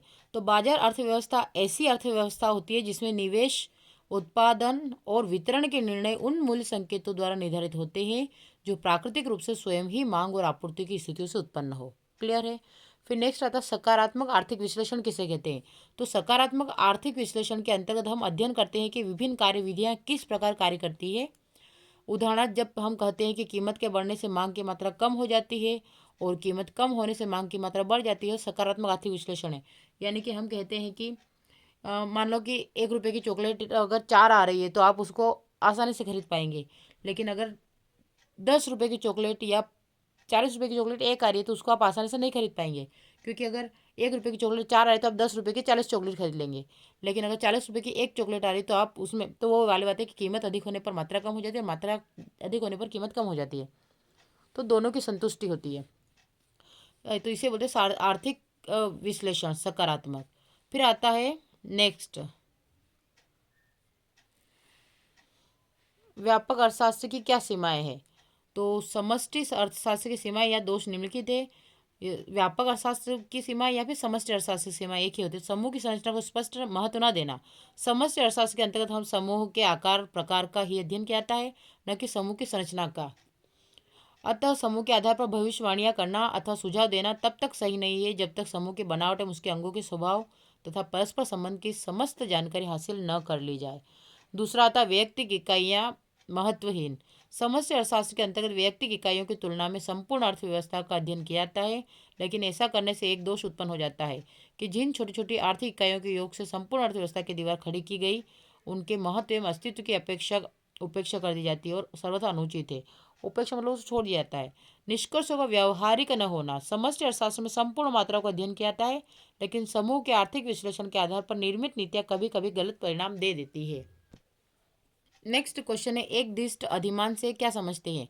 तो एक दिष्ट अधिमान उपभोक्ता के इन्हीं दो बंडलों में से उस बंडल को अधिमान देता है जिसमें इन वस्तुओं में से कम एक वस्तु की अधिक मात्रा हो और दूसरे बंडल की तुलना में दूसरी वस्तु की भी कम मात्रा ना हो। अधिमानों के इस प्रकार को एक दिष्ट अधिमान कहा जाता है। सामान्य वस्तु से आप क्या समझते हैं? तो वे वस्तुएं सामान्य वस्तु कहलाती है जिनकी मांग उपभोक्ता की आय बढ़ने पर बढ़ती है तथा आय घटने पर कम हो जाती है। स्थापन को परिभाषित कीजिए। ऐसी दो वस्तुओं के उदाहरण दीजिए जो एक दूसरे के स्थापन है। तो स्थापन वस्तु यह वह वस्तु जिनका प्रयोग एक दूसरे के बदले में किया जाता है। स्थापन यानी कि स्थान के हिसाब से चेंज हो जाना। उदाहरण के लिए चाय, coffee, Coke, Pepsi, Complan, Bournvita एक दूसरे के स्थापन वस्तुएं हैं। एक वस्तु के मूल्य में वृद्धि होने से दूसरी वस्तु सस्ती हो जाती है, इससे दूसरी वस्तु की मांग बढ़ जाती है। पूरक वस्तुएं हम देख चुके हैं, लेकिन एक बार देख लेते हैं कि पूरकों को परिभाषित कीजिए और ऐसी दो वस्तुओं के उदाहरण दिए जो एक दूसरे के पूरक है। तो पूरक वस्तु ऐसी वस्तु जिनका उपयोग एक दूसरे के साथ पूरक के रूप में किया जाता है। दूसरे शब्दों में वे वस्तु जिनका उपयोग एक साथ किया जाता है एवं दूसरे के अभाव में जिनका उपभोग नहीं किया जा सकता, पूरक वस्तु कहलाती है। क्योंकि अगर आपके पास गाड़ी और पेट्रोल नहीं है तो वो गाड़ी आपके काम की नहीं है, इसलिए गाड़ी और पेट्रोल दोनों एक दूसरे के पूरक है। अगर आपके पास पेन है लेकिन शाई नहीं है, अगर शाई होगी तो पेन चलेगा, काम आएगा, लेकिन अगर शाई नहीं है तो आप पेन वेस्ट हो जाएगा। तो वो पेन और शाई एक दूसरे के पूरक है। ठीक है, इस प्रकार से आप इन दोनों को समझ सकते हैं। फिर आता है मांग का नियम क्या है? तो मांग का नियम, अब इन चीज़ों में आप स्पेशली कंफ्यूज होते हैं तो इन चीज़ों को हम व्यवस्थित समझेंगे। मांग का नियम क्या होता है? तो मांग का नियम यह बताता है कि मूल्य और वस्तु की मांगी गई मात्रा में विपरीत संबंध होता है। दूसरे शब्दों में वस्तु की कीमत में वृद्धि होने पर मांग घट जाती है तथा वस्तु की कीमत में कमी आने पर मांग बढ़ जाती है। यानी कि कोई चीज़ सस्ती होगी तो उसे लोग अधिक खरीदेंगे, लेकिन अगर कोई चीज़ महंगी है तो उसे कम खरीदेंगे। पूरक वस्तुओं की बात करते हैं। पूरक वस्तुएं वे वस्तुएं जिनका उपयोग एक साथ किया जाता है, जैसे डबल रोटी व मक्खन, कार व पेट्रोल, पेन व शाही इत्यादि। अगर इनमें से किसी भी एक वस्तु की कीमत में वृद्धि हो जाती है तो इसके फलस्वरूप दूसरी वस्तु की मांग घट जाती है। फिर आता है मांग की लोच क्या है? तो मांग की लोच का अर्थ है मांग की लोच मूल्य एवं मांगी गई मात्रा के बीच पारस्परिक संबंध की मात्रा को बताती है। मांग की लोच वह दर है जो मूल्य में परिवर्तन के साथ वस्तु की मांगी जाने वाली मात्रा में परिवर्तन को बताती है। फिर आता है आपका मांग और आवश्यकता में अंतर स्पष्ट कीजिए। तो मांग और आवश्यकता, तो मांग आवश्यकता से बनती है, जो मांग होती है वो आवश्यकता से बनती है और आवश्यकता अपनी इच्छा के से जन्म लेती है। मांग जो होती है, मांग परिवर्तित होती है, अर्थात मूल्य व समय बदलने पर मांग भी बदलती रहती है और आवश्यकता की प्रकृति लगभग स्थायी हो जाती है। मांग की कीमत लोच किसे कहते हैं? तो मांग की कीमत लोच किसी वस्तु के मूल्य में परिवर्तन के कारण उसकी मांगी गई मात्रा में परिवर्तन की दर है ना। मांग की कीमत में लोच, और मांग की कीमत लोच निम्न के सूत्र के द्वारा होती है कि मांग की लोच वस्तु की मांगी गई मात्रा में आनुपातिक परिवर्तन अपन वस्तु की कीमत में आनुपातिक परिवर्तन। तो एक होगा मांगी गई मात्रा में आनुपातिक परिवर्तन और वस्तु की कीमत में आनुपातिक परिवर्तन। फिर नेक्स्ट आता है आपका अंतर मांग के नियम तथा मांग की लोच में अंतर। तो मांग का नियम अन्य बातें समान रहने पर मांग का नियम किसी वस्तु की कीमत और उसकी मांगी गई मात्रा में विपरीत संबंध को बताता है और वस्तु की कीमत में परिवर्तन के परिणाम स्वरूप इसकी मांग में जिस दर से परिवर्तन आता है उसे मांग की लोच कहते हैं। मांग का नियम मांग में परिवर्तन की दिशा को बताता है और मांग की लोच मांग में परिवर्तन की मात्रा को बताती है। फिर नेक्स्ट क्वेश्चन की बात करते हैं, गिफिन वस्तुएं क्या है ना। गिफिन वस्तुएं क्या है या अर्थशास्त्र में घटिया वस्तुएं। गिफिन वस्तुएं क्या होती है? घटिया वस्तु या निम्न स्तरीय वस्तुएं, यानी कि अच्छी वस्तु नहीं माना जाता है। तो हम गिफिन वस्तुओं का अर्थ बता रहे हो कि घटिया वस्तुएं जो होती है उसे हम गिफिन वस्तु बोलते हैं। तो कि घटिया वस्तु या निम्न स्तरीय वस्तुएं वह वस्तु होती है जिनकी मांग उपभोक्ता की आय बढ़ने से घट जाती है तथा आय में कमी आने पर इन वस्तुओं की मांग बढ़ जाती है, जैसे गुड़ व मोटा वस्त्र आदि। दूसरे शब्दों में घटिया वस्तु वे वस्तु होती है जिनका उपभोग उपभोक्ता द्वारा इसलिए किया जाता है क्योंकि उपभोक्ता अपनी सीमित आय और श्रेष्ठ वस्तु की ऊंची कीमत के कारण कम कीमत वाली वस्तु का उपभोग करता है। ऐसी दशा में घटिया वस्तु की कीमत में जब कमी होती है तब उपभोक्ता कीमत घटने के कारण सृजित अतिरिक्त क्रय शक्ति से अच्छी वस्तु का उपभोग बढ़ा देता है तथा घटिया वस्तु का उपभोग घटा देता है। इस प्रकार घटिया वस्तु की कीमत में कमी होने पर उसकी मांग में कमी होती है। मांग के इस विरोधाभास की ओर सबसे पहले इंग्लैंड के अर्थशास्त्री रॉबर्ट गिफिन ने ध्यान आकर्षित किया। इन्हीं के नाम पर इसे गिफिन के विरोधाभास के नाम से भी जाना जाता है। जैसे गेहूं की तुलना में ज्वार निम्न स्तरीय वस्तु है। फिर नेक्स्ट क्वेश्चन है, उपभोक्ता व्यवहार का अध्ययन कहाँ किया जाता है? तो उपभोक्ता व्यवहार का अध्ययन अर्थशास्त्र में किया जाता है। मांग वक्र क्या है? तो मांग फलन का ग्राफिक चित्रण मांग वक्र कहलाता है, जो वक्र या रेखा द्वारा यह बताता है कि मांग एवं कीमत में ऋणात्मक संबंध होता है। फिर आता है उपभोग वस्तुएं किसे कहते हैं? तो वे वस्तुएं या सेवाओं का उपभोग उसी समय होता है जब अंतिम उपभोक्ताओं के द्वारा उनको क्रय किया जाता है। इन्हें उपभोग वस्तुएं कहते हैं, यानी कि जिनका उपभोग यानी कि उपयोग होने लायक जो वस्तुएं होती है उन्हें उपभोग की वस्तुएं कहा जाता है। फिर आता है पूंजीगत वस्तुएं किसे कहते हैं? तो वे वस्तु जो टिकाऊ प्रकृति की होती है और उत्पादन प्रक्रम में उनको उपयोग होता है। टिकाऊ प्रकृति की और उत्पादन प्रक्रम में उनका उपयोग पूंजीगत वस्तुएं कहलाती है, जैसे औजार, उपकरण और मशीन। फिर नेक्स्ट क्वेश्चन है, सीमांत उपयोगिता को प्रभावित करने वाले तत्व कौन कौन से? तो सीमांत उपयोगिता निम्न तत्व से प्रभावित होते हैं। वस्तु की मात्रा, व्यक्ति के पास वस्तु अधिक मात्रा में है तो उनकी सीमांत उपयोगिता कम, तथा वस्तु कम मात्रा में है तो वस्तु की सीमांत उपयोगिता अधिक होती है। स्थापन्न वस्तुएं, किसी वस्तु की स्थापन्न वस्तु होने की दशा में वस्तु की सीमांत उपयोगिता कम होती है, जिससे चाय के स्थान पर कॉफी का प्रयोग और जिन वस्तुओं की कोई स्थापन्न वस्तु नहीं होती है उनकी सीमांत उपयोगिता अधिक होती है। व्यक्ति की आय अधिक होने पर भी वस्तुओं की सीमांत उपयोगिता कम हो जाती है, तथा व्यक्ति की आय कम होने पर वस्तु की सीमांत उपयोगिता अधिक हो जाती है। ये आपके त्रैमासिक में आया हुआ क्वेश्चन है, सीमांत उपयोगिता और कुल उपयोगिता में अंतर। तो सीमांत उपयोगिता आशय की बात करें, उपभोग की गई इकाइयों में से अंतिम इकाई से प्राप्त उपयोगिता सीमांत उपयोगिता कहलाती है, और उपभोग की जाने वाली समस्त इकाइयों की उपयोगिताओं का कुल योग कुल उपयोगिता कहलाता है। उपयोग का कम या अधिक होना, वस्तु का उपभोग बढ़ने से सीमांत उपयोगिता कम हो जाती है, वस्तु का उपभोग बढ़ने से कुल उपयोगिता बढ़ जाती है।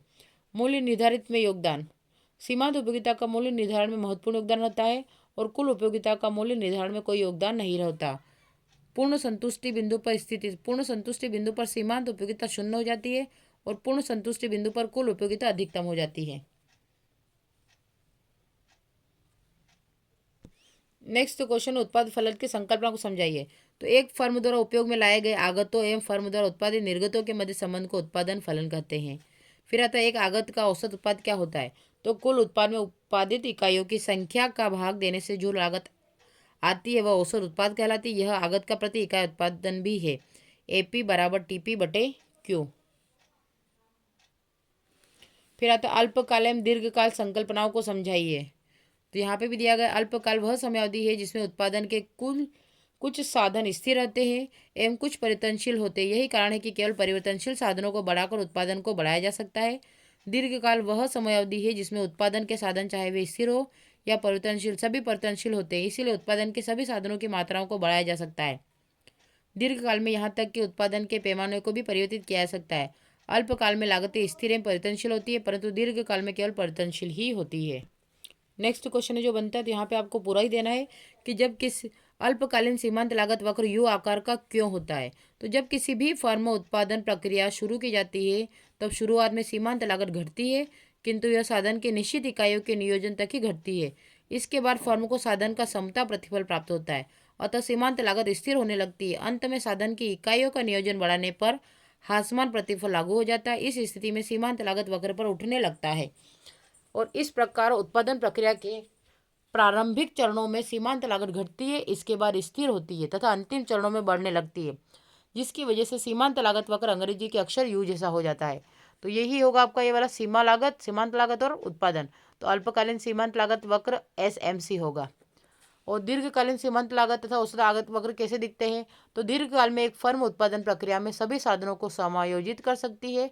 उत्पादन प्रक्रिया में उत्पादन का पैमाना बढ़ाने पर शुरू में पैमाने का वर्धमान प्रतिफल मिलता है। इस स्थिति में उत्पादन की समान मात्रा का उत्पादन करने पर अपेक्षाकृत कम लागत आती है। फर्म जब तक उत्पादन का वर्धमान प्रतिफल प्राप्त करती है तब तक सीमांत औसत लागत दोनों घटती है। इसके बाद समता प्रतिफल प्राप्त होता है, अतः समान उत्पादन के लिए समान लागत आती है, जिसे औसत व सीमांत लागत दोनों स्थिर हो जाती है। अंततः पैमाने का ह्रासमान प्रतिफल लागू होने पर सीमांत व औसत लागत दोनों बढ़ती है। इसलिए सीमांत व औसत लागत वक्रों का आकार अंग्रेजी के अक्षर यू जैसा होता है। ये भी आपको क्लियर हो गया है। नेक्स्ट ही बात करते हैं कि निम्नलिखित तालिका श्रम का सीमांत उत्पादन अनुचित जैसे देती है। यह भी दिया गया है कि श्रम का कुल उत्पाद शून्य है। प्रयोग के शून्य स्तर पर श्रम के कुल उत्पाद या औसत उत्पाद की सूची बनाइए। एल के लिए 1 2 3 4 5 6 है और सीमांत उत्पाद 3 5 7 5 3 1 है। ये मैंने पहले भी समझा दिया, लेकिन एक बार और समझा रही हूँ, देख लीजिएगा। यहाँ पे अगर हम श्रम की कुल उत्पाद इसके बात करते हो, श्रम की इकाई आपको दे रखी है 1 2 3 4 और सीमांत आय दे रखी है, ये वाले दे रखे हैं आपको, ये वाला इस टाइप से देना है। तीसरा कुल उत्पाद बोला है तो आपका 3 एकम 3, ठीक है। उसके बाद फिर 3 ये वाला 3 है ना, तो आपका इस 3 और 5 को जोड़ने पर आपका 8 आया, 5 और 7 को जोड़ने पर 15 आया, ठीक है। फिर इस प्रकार से आपको जोड़ते जाना है, मतलब क्लियरली जोड़ते जाना है। तो ये 3 था, 3 और 5 जोड़ा तो आपका 8 आया, फिर 3 5 7 को जोड़ा तो 15 आया, फिर सबको जोड़ा तो आपका 20 आया, और फिर सबको जोड़ा तो 23 आया, और 23 सबको जोड़ा तो यह आया। इस प्रकार से तो आपको इसके हिसाब से भी आपको सेट कर करके इसके आंसर लिखने हैं। क्लियर है। उसके बाद जो आपका आता है 3 का 3 में, ठीक है। फिर 2 का 4 बार है ना। उसके बाद इस 15 का तो 3 पंजे 15 आ जाएगा, फिर इससे 4 पंजे 20 आ जाएगा, फिर 5 से ये 23 क्योंकि जाएगा नहीं तो 5 चौक 20 और पॉइंट करके तो 18, फिर आ जाएगा 6 से आ जाएगा आपका 4 बार। क्लियर है, यानी 6 चौक 24। तो ये आपका भाग देने पर आपका आंसर आ जाएगा। नेक्स्ट क्वेश्चन है, दीर्घकाल में एक फर्म का पूर्ति वक्र क्या होता है। तो एक फर्म का दीर्घकालीन पूर्ति वक्र व्युत्पत्ति दो भागों में कर सकते हैं। कीमत न्यूनतम दीर्घकालीन औसत लागत से अधिक अथवा बराबर है, इस स्थिति में उत्पादन को कम लाभ होता है, और कीमत न्यूनतम दीर्घकालीन औसत लागत से कम है तो उत्पादक को हानि होती है। ये इस प्रकार से दोनों ग्राफ बना रखे, दोनों को देख लीजिएगा आप। एक ये क्वेश्चन भी है कि राष्ट्रीय और प्रति व्यक्ति आय में अंतर, ये भी देख लीजिएगा। राष्ट्रीय आय तो किसी देश के समस्त उत्पादकों के वास्तविक उत्पादन का योग राष्ट्रीय आय कहलाता है, और किसी व्यक्ति विशेष द्वारा विभिन्न स्रोतों से प्राप्त वास्तविक आय का योग प्रति व्यक्ति आय कहलाता है। राष्ट्रीय आय में प्रति व्यक्ति आय शामिल होती है, और प्रति व्यक्ति आय राष्ट्रीय आय का एक उदाहरण है। राष्ट्रीय आय विकास का प्रतीक है, और प्रति व्यक्ति आय व्यक्ति के जीवन स्तर का प्रतीक है। फिर नेक्स्ट आता है स्टॉक तथा प्रवाह में अंतर। तो स्टॉक वह मात्रा है जिसे किसी समय विशेष पर मापा जाता है, और प्रवाह वह मात्रा है जिसे विशेष समयावधि में मापा जाता है। स्टॉक का कोई समयकाल नहीं होता है, प्रवाह का समयकाल होता है। स्टॉक एक स्थिति का अवधारणा है, प्रवाह एक प्रायोगिक अवधारणा है। कुछ चरों की स्टॉक अवधारणाएं नहीं होती, आयात और निर्यात की, और कुछ चरों की केवल प्रवाह अवधारणा होती है, जैसे आयात और निर्यात। फिर आता है राष्ट्रीय आय और पूंजी। राष्ट्रीय पूंजी तो राष्ट्रीय आय एक समयावधि जैसे एक वर्ष की होती है, अतः यह एक प्रवाह होती है, और राष्ट्रीय पूंजी किसी समय विशेष पर होती है, अतः यह एक स्टॉक होती है। राष्ट्रीय आय में सेवाएं शामिल होती है, और राष्ट्रीय पूंजी में सेवाएं शामिल नहीं होती है। राष्ट्रीय आय में पूंजीगत तथा उपभोग दोनों वस्तु शामिल होती है, और राष्ट्रीय पूंजी में केवल पूंजीगत वस्तुओं को शामिल किया जाता है। राष्ट्रीय आय राष्ट्रीय पूंजी को प्रभावित करती है, और राष्ट्रीय पूंजी राष्ट्रीय आय का कारण होती है। आर्थिक क्रियाएं राष्ट्रीय आय को प्रभावित करती है, और एक निश्चित समय में राष्ट्रीय पूंजी स्थिर होती है। फिर आता है बंद अर्थव्यवस्था, खुली अर्थव्यवस्था। तो जब किसी देश का अन्य दूसरे देशों से कोई आर्थिक संबंध नहीं होती तो उसे बंद अर्थव्यवस्था कहते हैं। जब किसी भी देश का अन्य देशों से आर्थिक संबंध स्थापित हो जाता है तो उसे खुली अर्थव्यवस्था कहा जाता है। बंद अर्थव्यवस्था में सकल घरेलू उत्पाद जैसे राष्ट्रीय आय दोनों एक समान होते हैं, और खुली अर्थव्यवस्था में राष्ट्रीय आय एवं घरेलू आय में अंतर होता है। फिर नेक्स्ट है, बंद अर्थव्यवस्था एक काल्पनिक अर्थव्यवस्था है, और खुली अर्थव्यवस्था एक वास्तविक अर्थव्यवस्था है। बंद अर्थव्यवस्था में पूंजी निर्माण नगण्य होता है, और खुली अर्थव्यवस्था में पूंजी निर्माण तथा विनिर्माण दोनों होते हैं। बंद अर्थव्यवस्था में उपभोग या विनिमय योग उत्पादन के बराबर होते हैं, और खुली अर्थव्यवस्था में उपभोग तथा विनियोग का योग उत्पादन से अधिक हो सकता है और कम भी। ये सकल घरेलू और राष्ट्रीय घरेलू उत्पाद दोनों को भी देख लीजिएगा आप आपके हिसाब से। नेक्स्ट क्वेश्चन है, भारतीय रिजर्व बैंक की किस भूमिका को अंतिम ऋणदाता कहा जाता है। तो भारतीय रिजर्व बैंक एकमात्र संस्था है जो करेंसी निर्गमित कर सकती है। जब अधिक साख सृजन के लिए व्यावसायिक बैंकों को अधिक कोषों की आवश्यकता होती है, वे इन कोषों को प्राप्त करने के लिए बाजार अथवा वे केंद्रीय बैंक के पास जाते हैं। केंद्रीय बैंक विभिन्न उपकरणों के द्वारा उनको कोष प्रदान करती है, और आरबीआई हर समय बैंकों को कोष प्रदान करने के लिए तैयार रहने की भूमिका को अंतिम शरण ऋणदाता कहते हैं। एक और एक क्वेश्चन भी पढ़ लीजिएगा, हो सकता है आए न। मुद्रा एक अच्छी सेविका है किंतु बहु बुरी स्वामिनी है, स्पष्ट कीजिए। यानी कि मुद्रा एक अच्छी सेविका है परंतु बुरी स्वामिनी, स्पष्ट कीजिए। तो मुद्रा हमारे जीवन की समस्त क्रियाओं पर इस तरह छा गई कि मुद्रा हमारे अधीन न रहकर हम मुद्रा के अधीन हो गए। यह हमारे आवश्यकताओं को संतुष्ट करने के लिए एक साधन मात्र है, किंतु आज मुद्रा ही हमारे जीवन का लक्ष्य बन गया। हमारे जीवन की सुख शांति का एकमात्र आधार आज मुद्रा बन गई। अतः कहना पड़ रहा है कि मुद्रा आज हमारी सेविका नहीं बल्कि हमारी स्वामिनी बन गई है। एक आता SLR किसे कहते हैं। व्यावसायिक बैंकों को अल्पकाल में कुछ कोष तरल रूप में रखना अनिवार्य होता है, इसे SLR कहते हैं। फिर आता है अंतर्राष्ट्रीय स्तर की वित्तीय संस्थाओं के नाम। तो अंतर्राष्ट्रीय स्तर की वित्तीय संस्थाओं के नाम, विश्व बैंक पहला, दूसरा अंतर्राष्ट्रीय मुद्रा कोष, जिसे IMF भी बोलते हैं। तीसरा एशियाई विकास बैंक। चौथा अंतर्राष्ट्रीय निपटान के लिए बैंक। क्लियर है। फिर आता है मुद्रा की मांग से क्या तात्पर्य है। तो मुद्रा की मांग सौदों के संचालन के लिए आवश्यक है। सौदों या वस्तुओं का मूल्य तय करता है। लोग अपने पास कितना द्रव्य रखेंगे, जितने अधिक सौदे होंगे। मुद्रा की मांग आय पर निर्भर करती है। आय बढ़ने पर मांग में वृद्धि होगी, बचतों में वृद्धि होगी। लोग अपने आय को नगद रखने की बजाय बैंकों में रखेंगे, जिस पर उन्हें ब्याज प्राप्त होता है। लोग जितना रुपया नगद रूप में रखेंगे वह ब्याज की दर पर निर्भर करता है। ब्याज की दर बढ़ती है तो मुद्रा की मांग गिर जाती है। इसके विपरीत ब्याज की दर घटने पर मुद्रा की मांग बढ़ जाती है। नेक्स्ट क्वेश्चन है, बंद अर्थव्यवस्था किसे कहते हैं। तो जब एक देश दूसरे देश के साथ कोई आर्थिक संबंध नहीं रखता तो उसे बंद अर्थव्यवस्था कहते हैं। चालू विनिमय दर, किन्हीं दो मुद्राओं के मध्य विनिमय दर उनकी पारस्परिक मांग और आपूर्ति होती है, अर्थात दो अलग अलग मुद्राओं की अपेक्षा सापेक्ष कीमत चालू विनिमय दर कहलाती है। फिर आएगा स्थिर विनिमय दर के पक्ष विपक्ष में दो तर्क। तो स्थिर विनिमय दर से आशय है, जब विनिमय दर का निर्धारण सरकार के द्वारा किया जाता है तो उसे स्थिर विनिमय दर कहते हैं। मान लीजिए स्थिर विनिमय दर के पक्ष में तर्क, पहला अंतर्राष्ट्रीय व्यापार को प्रोत्साहन। स्थिर विनिमय दर के अंतर्गत आयातकर्ता एवं निर्यातकर्ता को इस बात की जानकारी रखते हैं कि कितना भुगतान करना तथा कितना भुगतान प्राप्त होता है। यानी कि आयात का मतलब होता है प्राप्त करना और निर्यात मतलब होता है बेचना। विनिमय व्यवस्था, यदि देश में विनिमय दर स्थिर है तो सट्टेबाजी जैसी प्रवृत्तियों की को प्रोत्साहन नहीं मिलता तथा सरकार विनिमय नियंत्रण तथा प्रबंधन व्यवस्थाओं से मुक्त हो जाती है। फिर आता है निर्यातक देशों के लिए आवश्यक, जिन देशों के राष्ट्रीय आय का अधिकांश भाग निर्यातों से ही प्राप्त होता है उनके लिए विनिमय दर में स्थायित्व अत्यधिक आवश्यक है। पूंजी निर्माण, विदेशी विनिमय दर में स्थिरता के फलस्वरूप देश में आंतरिक कीमत स्तर पर भी अनुकूल प्रभाव पड़ता है। पूंजी निर्माण की दर बढ़ती है तथा देश का आर्थिक विकास होता है। ये आज का इस लेक्चर का लास्ट क्वेश्चन है और मेरे अकॉर्डिंग इतना काफ़ी रहेगा, लेकिन अगर मेरे को इसके अलावा और भी कुछ महत्वपूर्ण लगेगा तो मैं आपको अवश्य प्रदान करूंगी, बट आप इतना ही कर लें तो काफ़ी है। व्यापार संतुलन, भुगतान संतुलन। व्यापार संतुलन में आयात निर्यात की जाने वाली दृश्य मदों को ही शामिल किया जाता है और भुगतान संतुलन में दृश्य मदों के साथ साथ अदृश्य मदों को भी शामिल किया जाता है। व्यापार संतुलन भुगतान संतुलन का एक भाग है और भुगतान संतुलन की धारणा अधिक व्यापक होती है। किसी देश का व्यापार संतुलन पक्ष में न होना कोई अधिक चिंता का विषय नहीं है। यदि भुगतान पक्ष में नहीं है तो यह चिंता का विषय है।